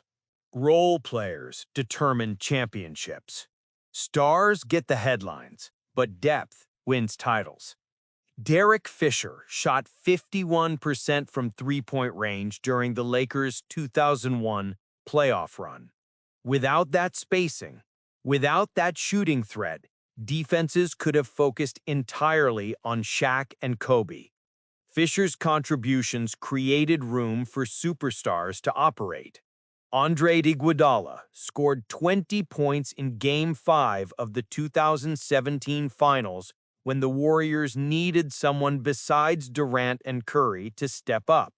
Kevin Love defended Stephen Curry on the final possession of Game 7 in 2016, a crucial stop that preserved Cleveland's lead. Jason Terry averaged 18 points in the 2011 Finals, providing Dirk with a consistent scoring partner when defenses focused on stopping Nowitzki.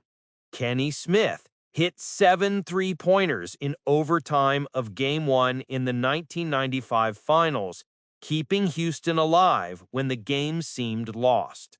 J.J. Barea at 5'10" played crucial minutes in the 2011 Finals because his quickness confused Miami's defense in ways traditional lineups couldn't. The lesson? Championship teams have stars, but they win because everyone contributes. The 12th man who plays 5 minutes might make the defensive stop that changes momentum. The backup guard might hit the three-pointer that swings a series.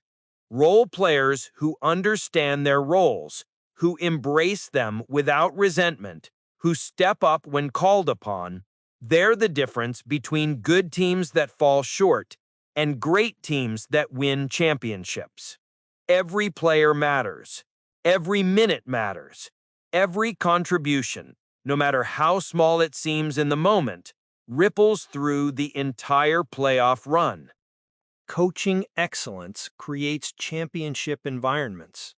Phil Jackson managed the enormous egos of Shaq and Kobe, keeping peace long enough for talent to produce titles. His Zen approach calmed tension while maintaining accountability. Steve Kerr integrated Kevin Durant seamlessly into a system that could have rejected him, could have created friction between Durant and the existing core. Instead, Kerr made Durant feel essential while ensuring Curry, Thompson, and Green remained invested. Tyronn Lue made offensive adjustments throughout the 2016 Finals that created space for LeBron and Kyrie to attack. He wasn't afraid to try unconventional lineups, to trust his stars, to make bold decisions when bold decisions were needed. Rick Carlisle confused Miami's Big Three with zone defense and unconventional rotations. He played J.J. Barea when conventional wisdom said to use bigger lineups. He trusted his veterans to execute game plans that required discipline and intelligence. Rudy Tomjanovich trusted the chemistry between Hakeem and Clyde, believing that their college connection would translate immediately to NBA playoff success. He was right. The lesson? Coaches don't score points, but they create environments where excellence flourishes. They manage personalities. They make tactical adjustments. They provide calm when chaos threatens. They trust when trust seems risky. Great players need great coaches to reach their full potential.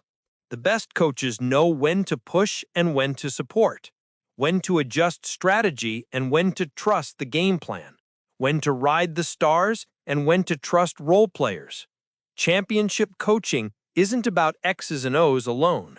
It's about emotional intelligence, about reading personalities, about creating a culture where everyone feels valued and everyone contributes. Mental toughness separates champions from contenders. LeBron James averaged over 42 minutes per game in multiple final series, playing both ends of the floor at maximum intensity while carrying the offensive load. That requires not just physical conditioning, but mental strength to persist when exhaustion says quit. Dirk Nowitzki played through a 101-degree fever in Game 4 of the 2011 Finals. His body was failing. His mind refused. Hakeem Olajuwon faced constant double teams throughout the 1995 playoffs. Every possession, 2 or 3 defenders collapsing on him. Most players would grow frustrated. Hakeem found teammates, made the right pass, then dominated when defense returned to single coverage. Shaq shot poorly from the free throw line, but never let that weakness diminish his dominance elsewhere. He could have let missed free throws destroy confidence. Instead, he focused on what he did well and dominated so thoroughly that free throw percentage became irrelevant. Kyrie Irving recovered from a fractured kneecap that ended his 2015 finals appearance, rehabilitated for a year, then returned to hit the biggest shot in finals history. That requires mental strength to trust a previously injured body in the most crucial moment imaginable. The lesson? Physical ability gets players to the playoffs. Mental toughness determines who wins. The capacity to play through pain, through exhaustion, through criticism, through doubt.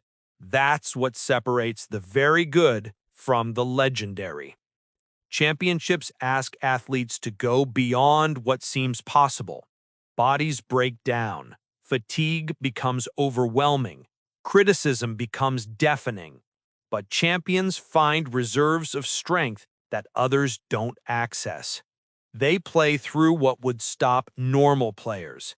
They persist when persistence seems impossible.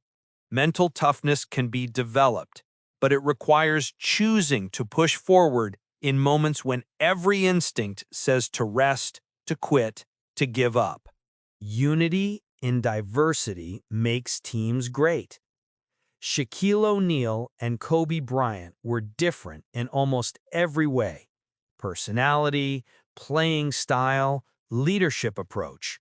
Their differences created tension, but during the 2001 playoff run, they united around shared goal.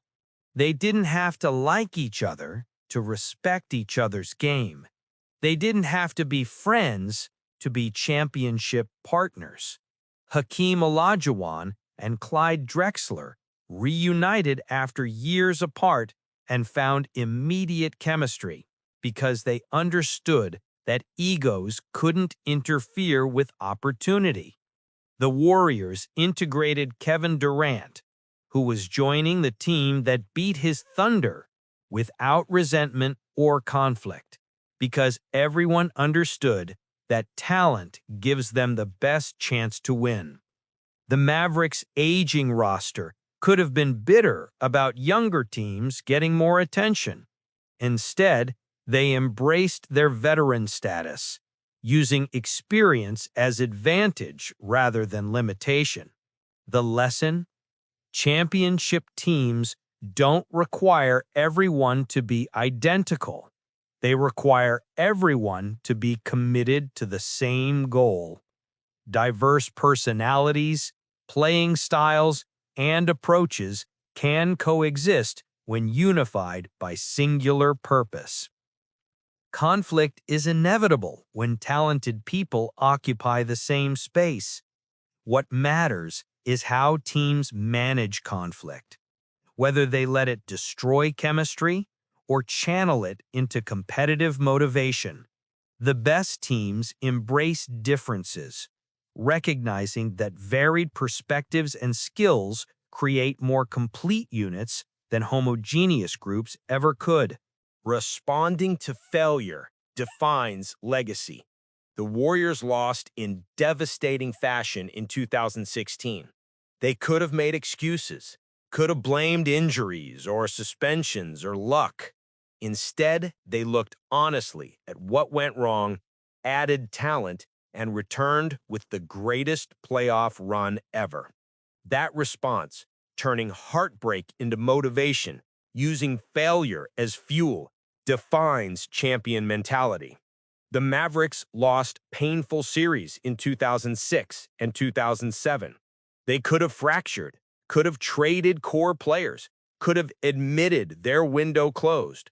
Instead, they stayed patient, trusted each other, and found redemption 5 years later. Dirk could have forced his way to a contender. He stayed, believing that loyalty and patience would be rewarded. They were. The lesson: everyone fails. Champions respond to failure differently than others. They analyze what went wrong without dwelling on it. They adjust without making excuses. They persist without bitterness. Failure is information. It reveals weaknesses that need addressing, strategies that need changing, areas requiring improvement. Teams that treat failure as ending never achieve greatness. Teams that treat failure as beginning of the next chapter eventually find success. How you respond to loss matters infinitely more than the loss itself. Historical perspective reveals that different paths reach the same destination. The Lakers' 15-1 dominance was one path, overwhelming talent executing at near-perfect level. The Warriors' 16-1 was similar, talent and system combining for historic efficiency. The Cavaliers' comeback from 3-1 was entirely different, a team refusing to quit despite impossible odds. The Mavericks' underdog journey showed that aging veterans with heart can defeat younger super teams. The Rockets' 6th seed run proved that seeding doesn't determine champions. All 5 paths led to championship. No single path is correct. Success comes in various forms. The lesson? There's no universal formula for championship success. Some teams win through dominance, others through resilience, some through star power, others through depth and chemistry. Teams that try to copy previous champions without understanding their own identity usually fail. What matters is maximizing your team's strengths, addressing weaknesses, and committing fully to whatever path your unique composition requires. The destination, championship glory, is the same regardless of route. Finding your team's optimal path requires honest self-assessment and commitment to excellence in whatever form that excellence takes for your specific roster. What these legendary runs proved extends beyond basketball. They showed that excellence under pressure is achievable when preparation meets opportunity, that talent alone isn't enough. It requires mental toughness, role player contributions, coaching brilliance, unity despite diversity, and capacity to overcome adversity. That failure teaches lessons success never could. That patience and persistence eventually receive reward. That belief, when backed by effort, shapes reality. That the impossible becomes possible when enough people commit to making it so. 20 years later, young players study these runs. They watch the highlights. They read the stories. They understand that championship journeys require something deeper than skill. The path from playoff entry to championship parade is never easy, never guaranteed, never without setbacks and adversity and moments that test resolve. But these 5 teams showed it's possible. They left blueprints, not to copy, but to inspire.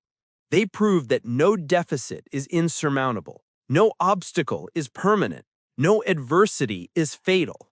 They demonstrated that greatness reveals itself not in easy victories, but in how teams respond when everything seems lost. That's the ultimate lesson from these legendary runs. Championships aren't about avoiding difficulty. They're about facing difficulty with courage, with belief, with unity, with perseverance, and with a refusal to surrender regardless of odds. Every team that enters the playoffs dreams of a run that transcends statistics and becomes story. Most fall short.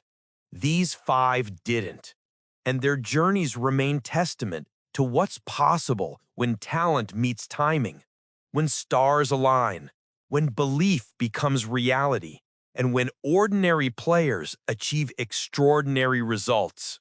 Even now, decades and years after these championship runs concluded, they remain vivid in basketball memory, etched permanently in the collective consciousness of everyone who watched, who believed, who witnessed history unfold in real time. These weren't just playoff victories tallied in record books. They were stories, human stories about perseverance, about belief, about excellence revealed when everything is on the line. The 2001 Lakers 15-1 statement echoed through basketball history. We are unstoppable when unified. Shaquille O'Neal and Kobe Bryant's complicated partnership, full of tension, ego, and conflicting visions, produced dominance precisely because they chose unity over individual glory when it mattered most. They swept through the Western Conference like a force of nature, faced the only team brave enough to believe they could win, stumbled once, then closed the door with authority.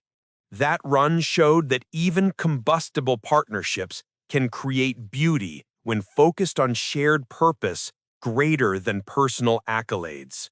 The 2017 Warriors' 16-1 redemption erased the pain of the previous year's collapse. After blowing a 3-1 finals lead following the greatest regular season in history, they could have fractured, could have pointed fingers, could have made excuses. Instead, they added Kevin Durant, integrated him seamlessly, and returned with the most dominant playoff performance ever recorded. They proved that greatness answers adversity with perfection, that failure is temporary when champions refuse to let it be permanent, that the proper response to heartbreak is excellence so overwhelming it silences all criticism. The 2016 Cavaliers' promise fulfilled stands as perhaps the most emotionally resonant championship in modern sports history. LeBron James looked his teammates in the eyes down 3-1 and promised they would win. Not hoped, not wished, promised. Then he delivered, through sheer force of will, with the chase-down block, with 41 points in consecutive elimination games, with leading all players in all major statistical categories. Kyrie Irving hit the most clutch shot in finals history. The 3-1 comeback that had never happened suddenly became reality. 52 years of Cleveland championship drought ended. The impossible became possible because belief, backed by effort, shapes reality. The 2011 Mavericks' vindication proved critics wrong in the most satisfying way possible.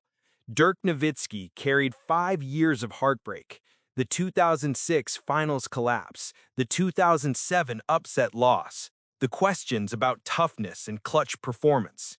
He could have left, could have forced a trade to a contender. Instead, he stayed patient, trusted the process, believed his time would come. When Miami's new super team stood in his path, heavily favored and young and talented, Dirk and the aging Mavericks veterans refused to yield. They used zone defense when everyone said it wouldn't work. They played unconventional lineups. They won on Miami's home court in the clincher.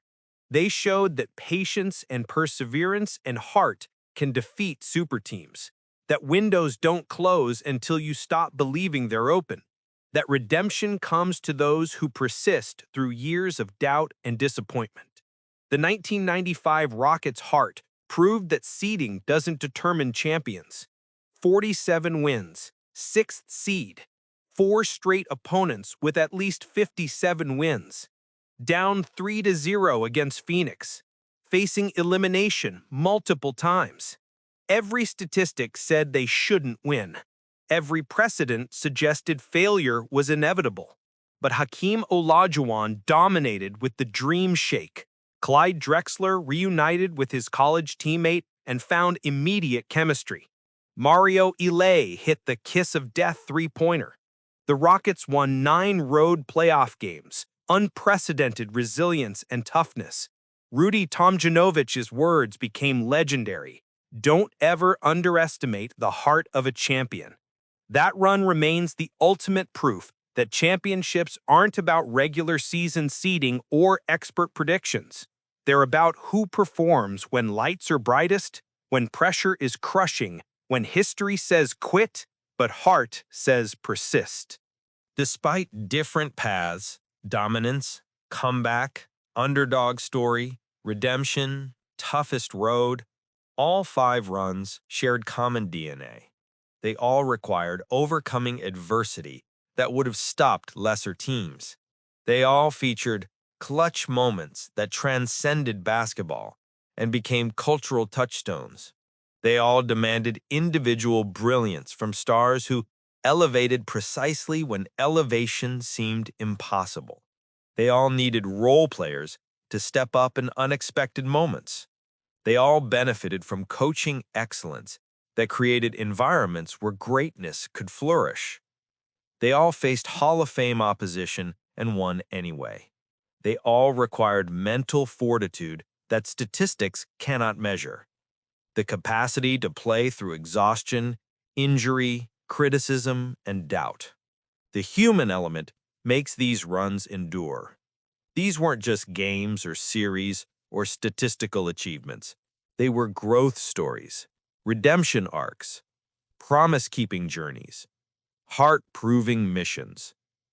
LeBron fulfilled his vow to Cleveland. Dirk silenced 5 years of critics.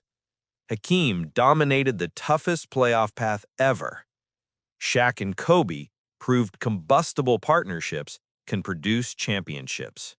The Warriors showed that proper response to failure is excellence so overwhelming it erases the memory of collapse. For future generations, these runs serve as blueprints and inspiration. Young players entering the league study these journeys, understanding that championship paths require more than talent. They require sacrifice, belief when belief seems foolish, unity despite differences, patience through years of falling short, mental toughness to persist when exhaustion says quit, role players embracing their roles, stars carrying weight that would crush most athletes, Coaches creating culture where excellence flourishes. Every element must align: talent, timing, health, breaks, belief, effort. When they do, magic happens. Different eras produced these runs, from Hakeem in '95 to Durant in '17. But excellence adapts while remaining constant in its demands. The game evolves, rules change, playing styles shift. But what makes championships possible never changes. Perseverance through adversity, brilliance under pressure, unity toward shared purpose, and refusal to surrender regardless of odds. We remember because they showed us possibilities. That 15-1 dominance is achievable. That 3-1 comebacks happen when belief meets effort. That 6 seeds can navigate the toughest paths and still emerge as champions.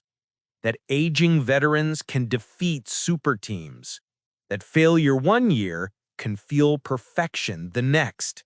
These runs proved that nothing is impossible when enough talented people commit fully to achieving what seems unreachable. The legacy extends beyond the seasons in which these runs occurred. They changed narratives, shifted perceptions, redefined what was possible. They gave hope to underdogs, inspiration to doubters, belief to teams facing impossible odds. They set standards against which all future great teams will be measured. They created moments: LeBron's block, Kyrie's 3, Dirk's fever game, Hakeem's tip-in, Iverson's step-over. These greatest championship runs remind us that sports at the highest level is art. It requires preparation meeting opportunity, talent meeting timing, individual brilliance meeting team unity, physical ability meeting mental toughness, strategy meeting execution. When all elements align perfectly, even if only for 2 months in the spring, something transcendent occurs, something that outlives the players who created it, something that inspires generations yet unborn. The quiet truth beneath all the highlights and statistics: championships aren't just won, they're earned through every sacrifice made in the offseason, every doubt overcome during the regular season, every clutch shot in crucial moments, every defensive stop when one more stop was needed, every role player contribution that went unnoticed except by teammates, every coaching adjustment that created advantage, every moment of unity despite differences, every decision to persist when quitting would have been easier. So close your eyes now and let these stories carry you into peaceful rest.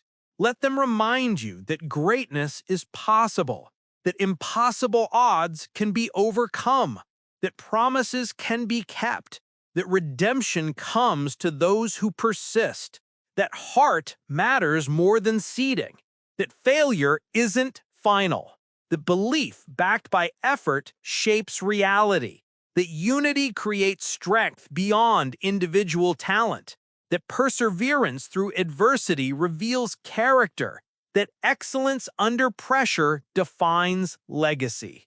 Even now, years and decades later, these championship runs still inspire. They're proof that greatness, when fully realized, becomes timeless. That the journey from playoff entry to championship parade, though never easy, never guaranteed, never without pain, is possible for those willing to sacrifice everything in pursuit of something greater than themselves. Rest now. Dream of impossible comebacks, of 15-1 dominance, of sixth seeds shocking the world, of redemption after years of heartbreak, of promises kept through sheer force of will. Dream of the greatest runs to a championship, those rare, beautiful journeys when everything aligned and ordinary players achieved extraordinary results. And know that somewhere, right now, another team is beginning their own journey, facing their own adversity, believing their own impossible dream, pursuing their own legendary run. The story continues. The pursuit of excellence never ends. And the greatest championship runs, past, present, and future, remain testament to what humans can achieve when they refuse to accept that anything is impossible. Sleep well, dream of greatness, and remember, champions aren't born. They're forged through fire, through failure, through perseverance, through belief, through 15-1 dominance, through 16-1 perfection, through 3-1 comebacks, through redemption after heartbreak, through sixth seed toughness, through all the paths that lead to the same beautiful destination, championship glory that echoes through time, inspiring everyone who believes that impossible odds are just the beginning of legendary stories. Good night. Dream of greatness. And remember, champions aren't born. They're forged through fire, through failure, through perseverance, through belief, through 15-1 dominance, through 16-1 perfection, through 3-1 comebacks, through redemption after heartbreak, through sixth seed toughness, through all the paths that lead to the same beautiful destination, championship glory that echoes through time, inspiring everyone who believes that impossible odds are just the beginning of legendary stories. Good night. Dream of greatness.